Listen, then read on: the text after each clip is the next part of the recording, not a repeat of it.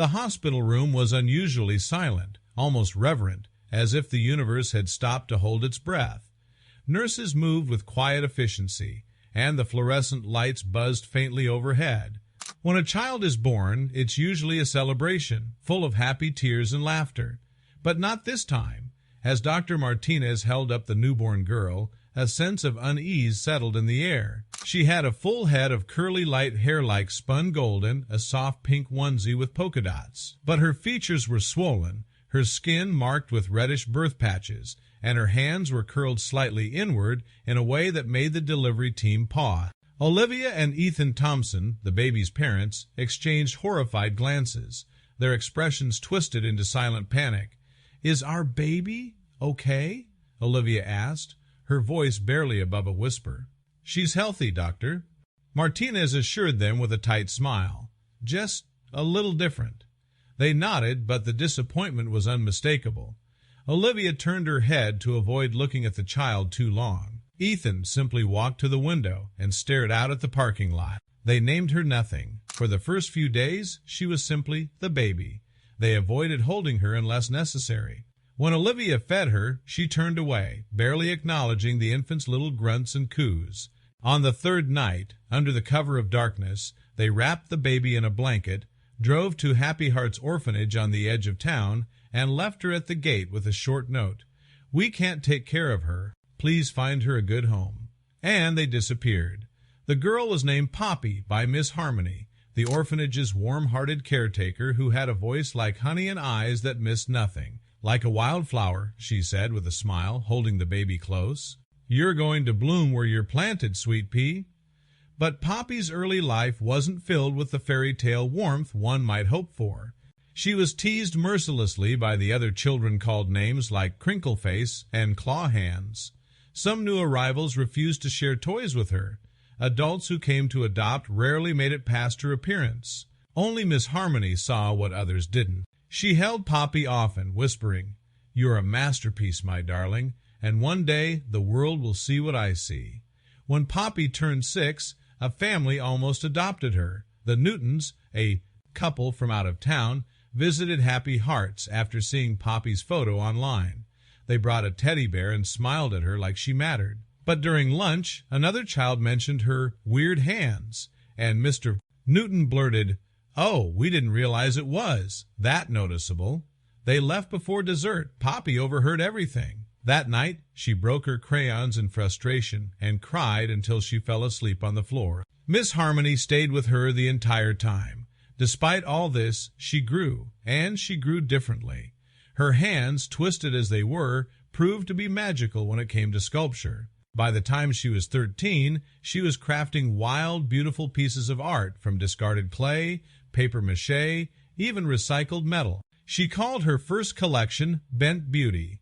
At 15, she submitted one of her pieces in abstract angel with bent wingstow, a regional contest. It won second prize. No one could believe the artist was a teenage orphan with physical deformities. Miss Harmony celebrated with cupcakes and music.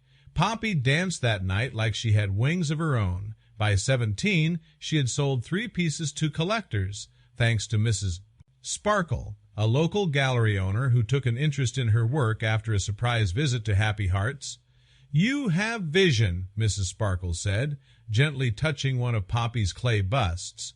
"Not just with your hands, with your soul." Poppy's story caught fire. She was invited to galleries in Los Angeles and New York. People wrote articles about Hera Girl, once abandoned for being ugly, now celebrated for creating beauty the world hadn't seen before. Then came the modeling offer. A bold new agency called Unique Vibes wanted faces that broke the mold. Poppy's face, they said, was unforgettable. She was hesitant at first. But Miss Harmony reminded her, "You don't have to fit the world's frame to be its masterpiece." So Poppy posed, walked runways, graced magazine covers, talk shows invited her to speak. She gave TED-style talks on self-worth, resilience, and art therapy for children with disabilities. She also launched a nonprofit called Clay Heart, offering free art classes and therapy to children with physical differences. Then one day, in a quiet hotel room in Chicago, she saw it. a comment beneath a photo of her latest exhibit. How could someone abandon a baby like that? Her parents must be monsters. Poppy froze. She'd spent years avoiding this part of her story. That night, she called Miss Harmony. I want to find them. Are you sure? Miss Harmony asked gently. The truth might not be kind. I need to look it in the face, Poppy whispered. Like everything else I've survived. Enter Jack Sloan, a retired detective turned private investigator who specialized in adoption and cold case reunions. Within weeks, Jack traced the orphanage record, the note, and narrowed down the couple who gave birth to a baby girl with a rare hand deformity at River Valley Hospital during that winter. Olivia and Ethan Thompson. They now lived in a quiet suburb, just 45 minutes away.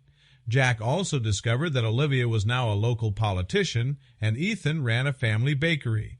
They had 3 other children. None of them knew about Poppy. When Poppy saw the folder with their address and photos, her stomach twisted. I'm not doing this for revenge, she told Miss Harmony. I want to show them what they left behind. She arrived on a clear autumn afternoon, wearing a simple dress and carrying a small portfolio of her art. Her heart thudded with each step toward the house. The doorbell rang. Olivia opened it. Her eyes widened. Can I help you? My name is Poppy, she said. I believe I'm your daughter. Ethan appeared behind Olivia. He staggered. It can't be. Can I come in? Poppy asked. They hesitated, but stepped aside. The house was nice. Lived in. Family photos lined the hallway. But none of her, not a trace. I just wanted to show you something, Poppy said. She opened her portfolio and began placing the photos on the coffee table. Sculptures, magazine covers, gallery invites, and a charity gala she hosted for children with disabilities.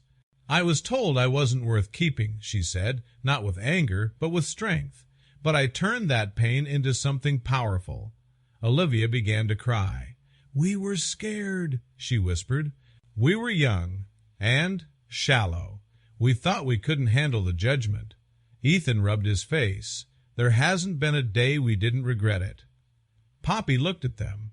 She had expected to feel hatred, but what she felt was release. I forgive you, she said, not because you earned it, but because I don't want to carry that hurt anymore. A pause. I have people who love me, a real family. But maybe we could get coffee sometime, slowly, see what's possible. They nodded, stunned and tearful. Poppy walked out of the house lighter than she had ever felt. That night she called Miss Harmony. Well, the old woman asked. It went exactly how it needed to, Poppy replied. And I think I'm finally free.